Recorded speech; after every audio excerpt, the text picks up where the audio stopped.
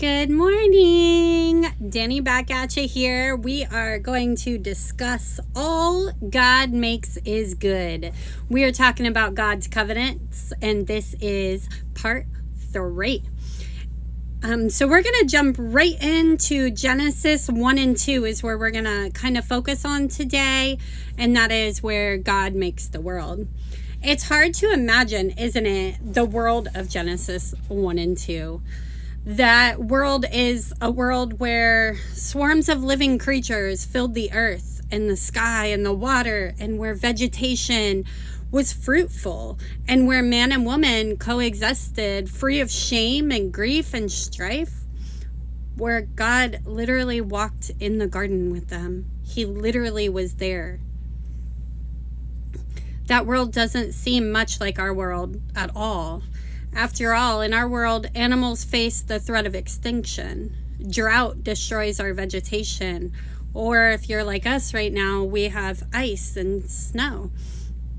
And man and women are caught up in a never-ending battle for power and dominance.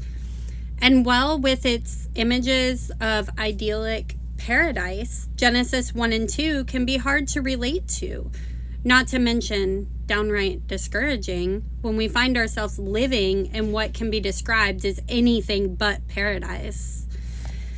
If we're going to understand the covenants, the relational contracts God makes with his people, we must begin by understanding something about the God who initiates them. And for that, there's no better place to start than at the beginning. So Genesis 1 teaches us anything. It's that all that God does is good. He brought light into darkness, and it was good. That's verse 3 and 4. He separated the water from the land, and it was good. He made plants and trees to bear fruit, and it was good.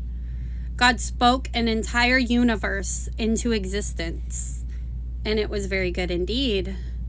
Rather than focusing on a day-by-day retelling of the world that came to be, Genesis 2 draws us into the intimacy of God's creation of humanity.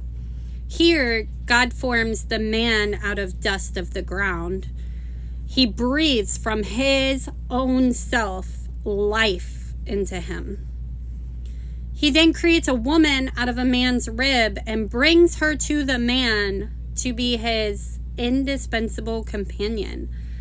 But what is most significant about this retelling of creation, what should stop us in our tracks, is that we see a God who didn't have to make us. He took time, took the trouble and the energy to make humanity, not out of some feeling of loneliness or longing for anything, because he's God, he's complete, right? But out of love. We see in Genesis 2 that God acts to bring us into relationship with him. From the light to the land, to the animals, to the vegetation. He formed all the creation in order to make a place where we could dwell in relationship with him. He created a world for us, a good world, where we could be with him. It blows my mind looking and thinking from a human outside perspective. How could Adam and Eve mess up walking in the garden with God? Like, I can't imagine that. But I wasn't there. And I know that humanity is full of sin.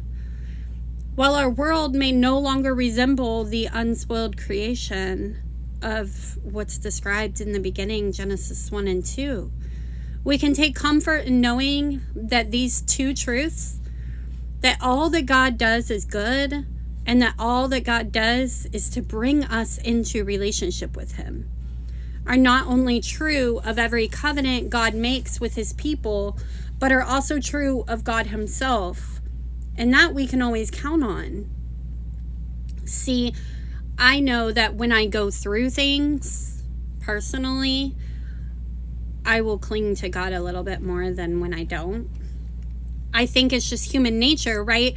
Things are going good, so we forget to get close to him. And then when things are bad, we get close to him. I know I do that. But I have started putting an alarm in my phone to do my studies in the morning. And so that alarm wakes me up a little earlier than my house so that I can focus, so that I can spend that time with God. So then I'm prepared for the troubles and the worries that are going to come. I don't need to have only time with God when there's troubles and worries. I want to celebrate all that there is. So I want to ask you today, how does knowing that everything God does is good change the way you think about God?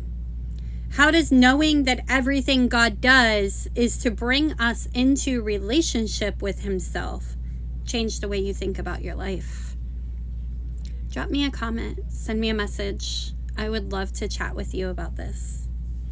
Again, my name is Danny with Redemption Journey, and we are full-time missionaries, and we love sharing the gospel of Jesus. God loves you so much that in his intentions to create the world, he did it so that he could be in relationship with you. Are you giving him that relationship? If not, change things. If you need help adjusting, let me know. I can't wait to keep diving into this, and I will talk to y'all soon. Bye for now.